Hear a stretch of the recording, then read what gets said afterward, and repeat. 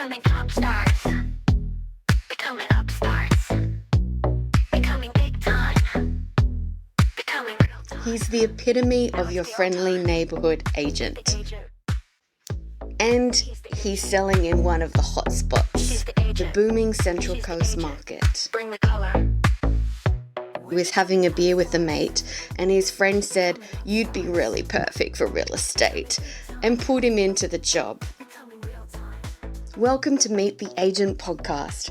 I'm Wendy Clare of Juge Interiors, also in the Central Coast. Today, meet Jackson White. Are you related to Ray White? No, I'm not. Oh, okay. People always ask that because, funny enough, like my middle name's Raymond.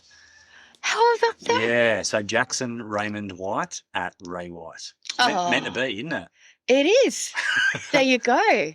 You should have that as your email address. I know, or signature down the bottom. It's like, oh, you've just contacted Jackson Raymond White at Ray White. But I'm disappointed to learn that you're not his secret love child or something. No, I could have. Got your way into real estate by other means. Other means, yeah. I could have come up with like a dramatic story, couldn't I? You could. Yeah. Not too late. No. Not too late. Nah, you don't need it. You're doing well already. What do you love doing when you're not doing real estate? Real estate's not important. I don't really do anything. You just love real estate? I love real estate. No, I'm big into sport. I follow a lot of sport. I go to the gym. I love your kind of buzz and your bouncy energy is fantastic. I But don't drink coffee either. Everyone's like, oh, you drink coffee and drink the coffee. No, natural buzz. Natural buzz. Yeah, like I was saying to the other agents, Jackson just kind of like bounces around the Central Coast like he's got there's zero gravity, you know? Is there a kind of music star or a song or a music style that you think you relate to most in terms of your vibe and your style as an agent?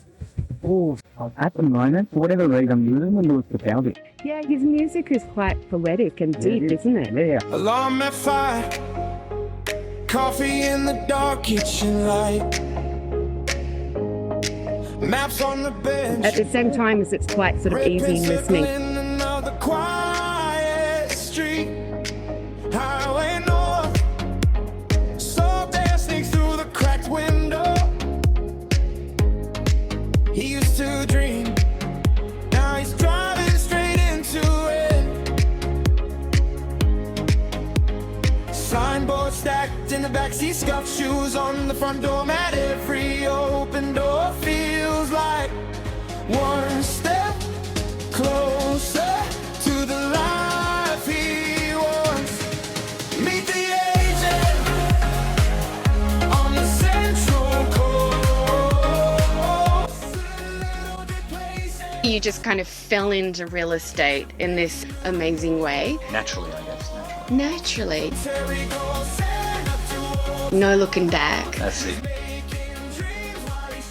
Are you a coastie? Have you been a coastie? My whole life, yeah. I've always lived like actually on the peninsula here my whole life. meet the agent. As a lifelong coastie, what is special? Why are so many people moving here? Coastline is absolutely gorgeous, like your Minor Beach, Edlong Beach, Booker Bay, that whole waterways kind of area. Always been the number one attraction for around here, but also for now, for people that are moving here from Sydney, it's just accessibility to Sydney. We've got the ferry service there at Edlong that goes over to Palm Beach. We've also got the station at Woy Woy, which is pretty much the first major stop outside of Sydney. So yeah, most of the people coming here now are from Sydney. They have the luxury of working from home, 5 minutes from the beach, and if they have to go into the city, they can jump on the train, sit there, listen to a podcast, read a book, watch a movie. You're at Central within like an hour and 15 minutes. It's just accessibility. It's excellent. I remember now I read a note in some news article that said that Nora Head is the pick they say to buy because it's going to like double in 1 or 2 years or something ridiculous Nora like Head that. is absolutely gorgeous. Yeah, absolutely gorgeous. So it's pretty much the next suburb past like the Entrance. The Entrance is another suburb that's really, really popular. A little bit more affordable than what it is here, but you're getting further away from Sydney. But yeah, Nora Head, beaches, got a lighthouse there. It's got all amenities and stuff like that. So yeah, that's all another really popular spot. That's probably an area, as you said, is going to boom very, very shortly. There's plenty of money to be made up there. Anyone that's like priced out of this area will probably go up there. I've sold for a lot of people around here on the peninsula, Umina, Edelong, Woy Woy, Blackwall, Booker Bay, that have sold here and then moved further up north because it is more affordable. You know, they sell here, they can live up there mortgage free, and that's most people. That's what their goal is, just live mortgage free. Right. So this area is quickly gentrifying, basically, isn't it? 100%. Yeah. So the people are moving more north. So the Sydney market is moving North to us, to and then the Umina Peninsula. Yeah, and everyone like living here who's been here for so long is migrating north as well. Obviously, COVID boosted the market, but the majority of the people that were buying here were from Sydney, and it was just Sydney money. Like the things selling in Sydney far outweigh the costs and prices of things here. So people were selling for, $2.5 million. I sold one literally last week. They sold in, I think, Kellyville for $2.5 million and bought something off me for 1.4. So the people around here can't compete with those kind of buyers because you're competing with someone who's got $2.5 million to spend. So yeah, it's just Sydney money that's, bumping our market up. Right. So it's gone beyond the COVID regional boom business because it's more now about Sydney getting overpriced and outpricing so many people that they're moving. Yeah. Well, I'd say maybe even more, possibly 60% of our buyers come from Sydney, and a lot of them are selling in Sydney. They're retired now. They're going to be retired, and they just want to find the perfect place along the coastline, still accessible to Sydney because they've probably got kids and things like that in Sydney, a lot of their friends and stuff like that, but they just want the coastal lifestyle. And here is obviously a lot more affordable than what it is, say, like Northern Beaches, Manly, stuff like that. But yeah, all those people have budgets of over $2 million, and they end up settling for something. For that perfect one was that one in Booker Bay, Broken Bay Road, sorry, and that 1.4 they spent, and they sold for just under $2.5 million. So the prices here, are they generally kind of equivalent to, say, Western Sydney, except here you've got more lifestyle by the beach? Yeah, so I'll be honest with you, I don't really follow the Sydney market all that much. I know a lot about, obviously, our market, and what I know about other areas is I just ask questions to buyers. Like I meet buyers in the week and I just go, what's your situation? And most people would talk a year off for 15 minutes to tell you what their situation is, where they come from, what their market's doing there, what their agent has said. So that's kind of where I get my information from. Yeah, just talking to buyers. Oh, well, that's a good way to get it, actually, isn't it? That's very real. Yeah, straight from the horse's mouth. So what areas do they complain? What do they complain about the most? That's a very good inside bit of info for us. In terms of where they're from? Yeah. Just like how busy it is. Like they just don't like traffic, and it's like the hustle and bustle of Sydney. That's the whole reason why people move here, because it's like, it still is a bit of a sleepy coastal town. Yeah, it's gotten a lot busier. Like I've been living here my whole life, and I've watched it get more populated to what it is now. Still, like I go to Sydney and it's just absolutely manic in Sydney. It's just like I could never live there. It's just there's too much going on. Well, I'll go there for a day and it's like how people live here. The traffic drives me insane. Or if you catch a train, it's like there's just so many people around. As soon as I come back here, I just feel like, oh yes, my oasis. I'm back on the coast. And that's what the city people are chasing. They want that lifestyle. Yeah, that's right. It's like turning down the stress, not just a notch, a whole bit. You're not having to worry about all these red light cameras. Parking is never a problem. I go to the beach every day with the pops and we just jump in the car. 5 minutes, we jump out onto the sand. That's it. And then you go to Sydney. Sell it to me. Yeah, you're right. And then you go to Sydney and you go, oh, Jesus, this is hard work. Imagine having a hard day at work. You're 9 to 5, you get in your car, you got to be commuting like with the peak hour traffic for an hour and 15, hour and 20, hour and 30, hour and 40 minutes. It's like you just want to get home, and you're just stressing. It's like stress upon stress upon stress. So people want to get away from that. They come to the Central Coast. They come to Umina. They come to Woy Woy. They come to Edelong, Booker Bay, all these coastal spots. Are you finding then you're only really selling to people moving within the area? I guess from what you're saying, you don't get many people selling to go back to Sydney. No, I can't tell you the last. I have sold places for people that have moved back to Sydney. Most recent one I'd probably say would be one in Umina, which is in Kingsview. The only reason why they actually bought a house here, knocked it down, built the house, exactly what they wanted. The family were actually coming up to see them, school holidays and stuff like that. It stopped happening. They wanted to be close to the families. They sold here to move back to Sydney. What they had here, they couldn't replicate that in Sydney. They had to downsize, but it was just more for family purposes moving back there. But they're retired people. They're not. Wasn't for work or anything like that. They solely wanted to go back just to be with the family, and that's just where their family was. But yeah, apart from that one, I couldn't tell you the last one opposed from that one that I've done. It's pretty rare, to be honest with you. Well, that's a sign, isn't it? Yeah, I only started thinking, oh gosh, maybe I should move back to Sydney because there's no interior design firms here. And I got a diploma and then went, huh? Like I thought with all this building going on here, there's so much building everywhere. I know. And it seems like 3/4 of the people that work here are in trades. Yeah. But yet, So many trades around here. that's right. But They're yet hard no to get interior those design jobs, firms that I knew of. So Yeah. it was everyone's, hiring in Sydney, Yeah. but I didn't want to go back. Yeah. So I wouldn't either. that's it. I know one interior designer moved here though, and she said the same. Like, I've got to start a business now because I don't want to go back to Sydney. Yeah. What do you find is the general like interior design that you come across here? Majority of houses, very, very minimal. People just like, here's the product, we got to move some things and stuff like that. But the new developments, like that one on Broken Bay Road that I just sold, there was 6 townhouses in that one. Brand new, got that one got staged by the developer. Kind of the newer kind of stuff or fully renovated things, they're the ones that people are kind of getting the interior designers come out and do some things. It's not as popular as what some may think, but you can definitely see there's traction there. Like it's going to get bigger and bigger and bigger because there's more money coming to the area. There's a lot of people that were kind of set in their ways and don't kind of believe in it, but because the new clientele that we're having, they fully believe in it. Believe in, you mean, are you talking about staging? Is that what you mean? Staging, interior designing. I'm really presenting the house in the best light. A lot of people around here are a little bit like, little cruisers like, oh, yeah, here's my house, we'll just sell it as is kind of thing. But we really try and push, hey, to optimize your dollar, you've got to do X, Y, and Z, or we can get someone to come in and give you some pointers and stuff like that. So it is getting better, but yeah, it's something new that's kind of been introduced to the area. Yeah, interesting. And I suppose because of this competition at the moment, right? Yeah. It must be a case where people are thinking, if my house is going to sell in 2 minutes, I don't need staging, right? I don't Everyone know. thinks that about their own home.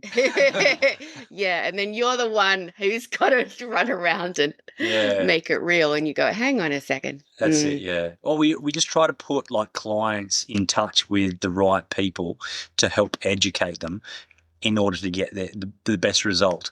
Like I can say whatever I want, but if you hear that same opinion from a few different people, then that starts to click and it's like, okay, yeah, maybe I should do this. Jackson said this person said this, the photographer said this, the stylist said this, one of the tradespeople said this. Or the more times you talk about it, the more people are going to be like, okay, maybe I should take note. I should listen to what these people are saying. Things are definitely getting a little bit more swanky around here. I am pleased though, because I have to say, like, I've got neighbours that are real bogans, and there's a bogan road down here. Yeah, and I can't wait for it to actually just gentrify that a little bit more. Yeah. So that some of the rougher element go further north. Yeah, exactly. And then where it will happen in time.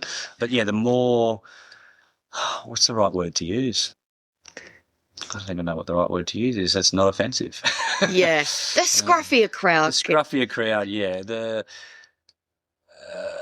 less scruffier people come here. The more affluent the area becomes, the more those kind of people are driven out, I guess. That's right. So go up the house prices. Yeah, up the house prices. That's what they say. We hear about this squeeze on the market, how there's such high demand to buy and so few houses to sell.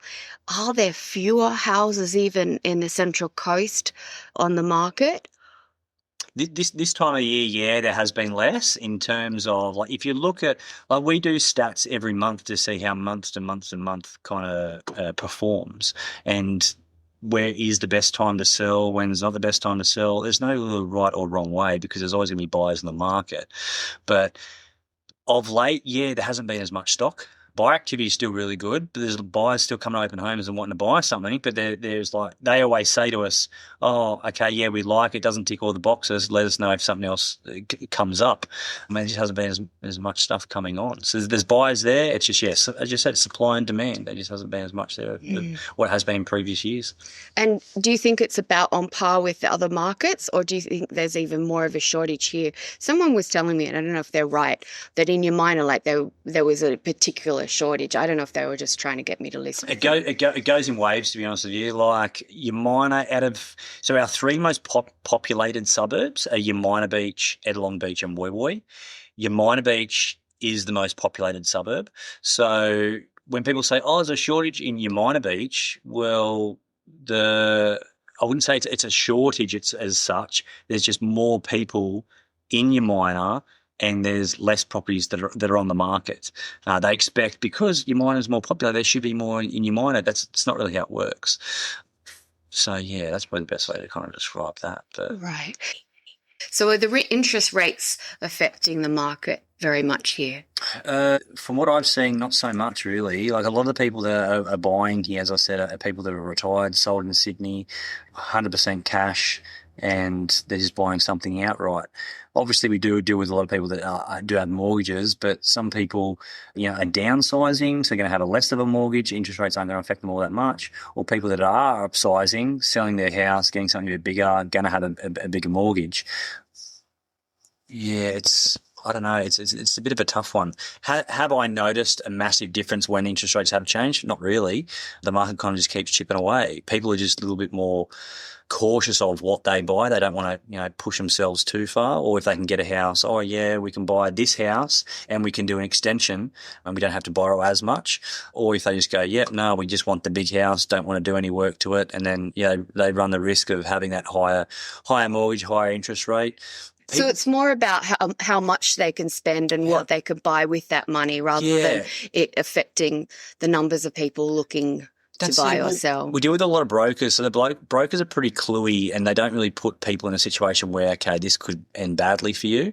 Most of the buyers themselves are pretty cluey these days. Like, they don't want to kind of overpay for anything. But yeah, the people that overpay are the ones that are 100% cash. As I said, they've got, $2.5 million to spend. They buy something for 1.4. They're the kind of people that, all right, they might pay 5 or 10% above market value. The people that are getting, which majority of people are, getting loans of some sort, they're kind of paying close to market value. If there is a particular property that is, somewhat popular, the competition might drive it up a little bit higher. But yeah, it just goes with the trends. Like, year to year, you can see our area has had anywhere between 5 to 10% growth annually, and that's happened ever since COVID. So yeah, it hasn't really been a backward step. Yeah, sometimes the market does slow down, but the prices haven't come back as such. It's just some things just take longer to sell. It just goes in waves, I guess. Yeah.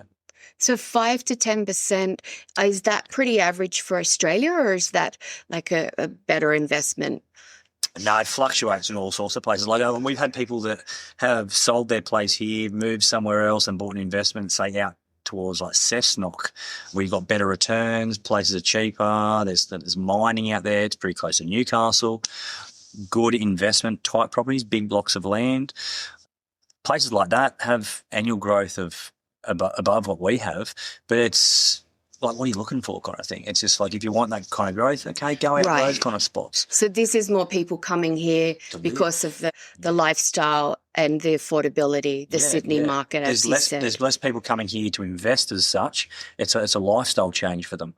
Majority of the people that I sell to are, obviously we've got a lot of rentals here and we have a large portfolio in the office, but the majority of the people that I sell to are owner occupiers. I'd say it's another one. Over probably 60% of people are moving here to live. It's a lifestyle change. The sea change and the tree change, is it kind of both in this area? Yeah, so there's obviously spots around here on the peninsula where you got close to the beach, but there's also ones that are elevated, so you have a massive view of the ocean and the bays, but you're back on a bush reserve, and people love that tranquil kind of bush aspect as well. So that's the best of both worlds. The downside for those ones is you can't really walk anywhere because it's up the top of the hill. You've got to drive everywhere. There's one hill around here that actually has a bus that goes up and down. The other two ones, you have to drive. But it comes down to what people want. If you're happy to, I think anything on the top of the hill that's surrounded by the bush with a view, for the price that those ones are going for, I think it's excellent value. Like, you're living like a king. You got a massive view. Yeah, you got to drive. You got to drive everywhere anyway. Like unless you want to be on the beach or we had a 5-minute walk, like even like where we are here now, it's a walking distance to the beach. Majority of the places around here are. It's only the ones that are at the top of the hill. But yeah, it comes down to what you're looking for in a property, I guess. Yeah. When I go to Pearl Beach, which is for sure my favourite beach. Beautiful. And I think it's got to be one of the best beaches in the whole of the Southern Hemisphere, to be honest. So underrated. Yeah. And it's Tucked always away. empty. I know. Tucked away. No one knows about it. It's a little hidden gem. A gem, literally. Exactly. When I go there, I love to ask people, so if you had the money, would you buy the beach house or the tree house? Because they have these cute little houses along the side, tucked in the trees, almost sort of on stilts over the cliff top, just like tree houses. Yeah. And people look at me and go like, oh my God, what a decision. It's like, yeah, that's a good problem to have, isn't it? 100%. You have to decide which. But what would you do? The beach house or the tree house in Pearl Beach? Oh, yeah, Pearl Beach is elite. So is Patonga. Patonga's really nice as well. For me, though, I'm more about being close to things like here, like around here in Umina, Woo, Edelong. You're close to the shops, close to the beach, things like that. Up in the tree house, you just got to drive places. So that's probably not a bit of me, to be honest with you. You'd take the beach house. I'd take the beach. house. Yeah. I think I would too, because it's the dream. It's like the Australian dream started being about picket fences and all of that, didn't That's it? it. And now it's a place on the beach, On the literally beach, the yeah. sand at your front doorstep, right? That's it, yeah. I think That's what you get around here. That's what yeah, you get. and you can hear the sound. I mean, I guess the trees, you hear the sound of the wind in the trees, but still, I'm with you. Crashing waves as you go Crashing to sleep. waves. Yeah. That's right. Barking dogs. Barking dogs. Fisher people. No, Yeah. not so much. Not at Pearl Beach.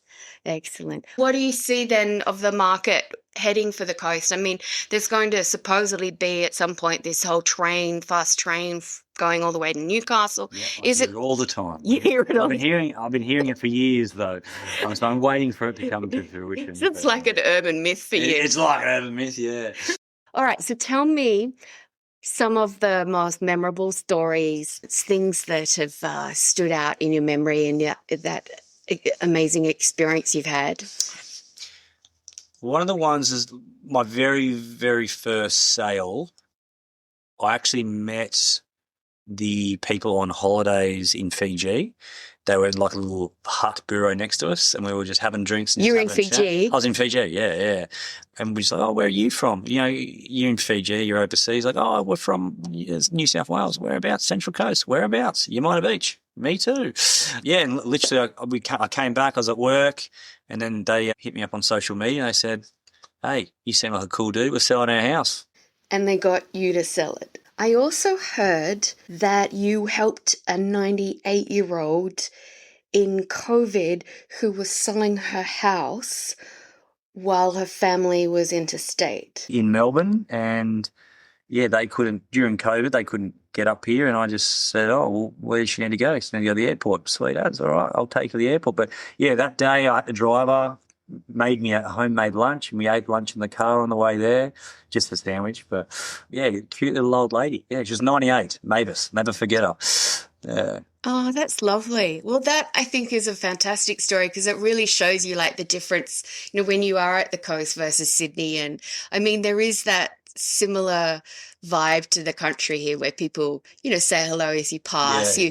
You know, you go that extra mile for people, like, you know, you driving her to the airport. Yeah. It's cute. Oh, it's just things you do. As I said, she's good for a laugh, loved to chat. So yeah, you got to do what you got to do. But yeah, I was more than happy to do it. I was more than happy. Fantastic. I like that. Any other horror stories? I've had plenty of horror stories. Maybe I wouldn't say my worst one. Maybe one of the more difficult ones I've had. The lady was a hoarder. She was moving back to New Zealand. Oh, you met my mom. Yeah. Ooh. thought you were going to say it. Joking. She was a massive hoarder. I didn't drive her to the airport. You wouldn't have fit in the car. No, so yeah, she literally didn't take anything with her. She wanted to take everything, wanted to get a shipping container. I had to get all this.